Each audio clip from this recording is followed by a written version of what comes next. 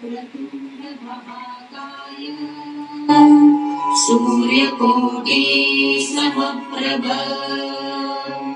निर्विघ्नं कुरु मे देव सर्वकार्येषु सर्वदा.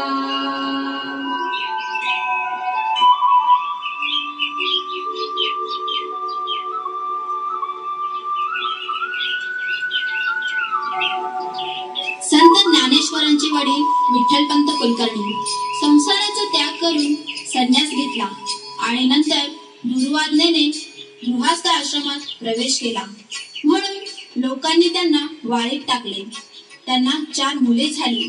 निवृत्ती, ज्ञानदेव, सोपान, मुक्ताई ही मुले मोठी होऊन शुद्धीपत्रासाठी धर्मसभेपुढे उभे राहिले.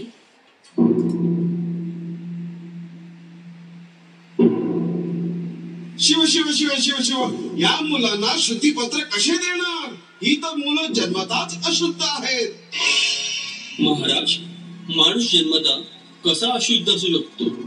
मानवी जन्म हा ईश्वराचा संकेत आहे. तू कालचा पोर आम्हाला शिकवणार?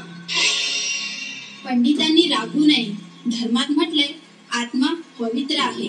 सर्व प्राणी मात्रांचा आत्मा एक आहे. जर असं असेल तर शुद्ध कोणास करायचं, आत्म्यास की शरीरास?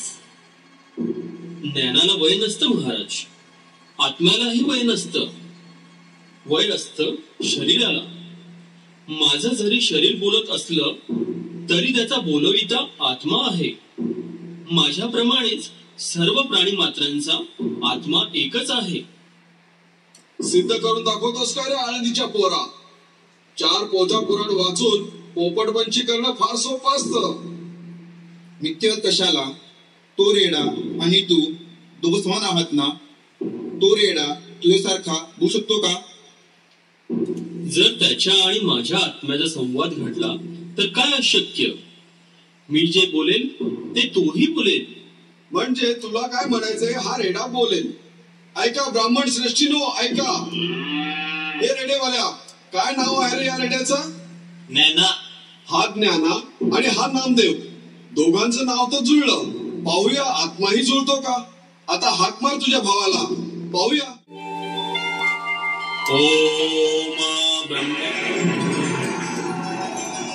ओम ब्रह्म ब्राह्मणो ब्रह्म वर्धिताय तत्व.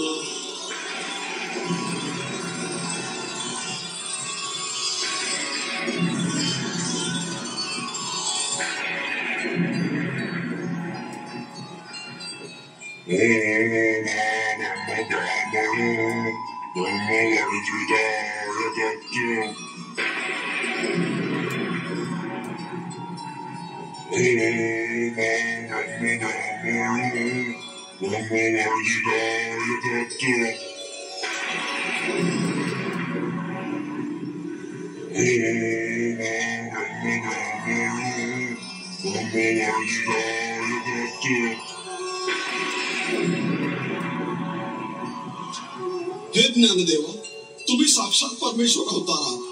आम्ही तुम्हाला काय शुद्धीपत्र देणार? ज्ञानदेवा, आम्हा मूर्ख ब्राह्मणांना क्षमा करा. बोला ज्ञानेश्वर महाराज की. ज्ञानेश्वर महाराज की. ज्ञानेश्वर महाराज की.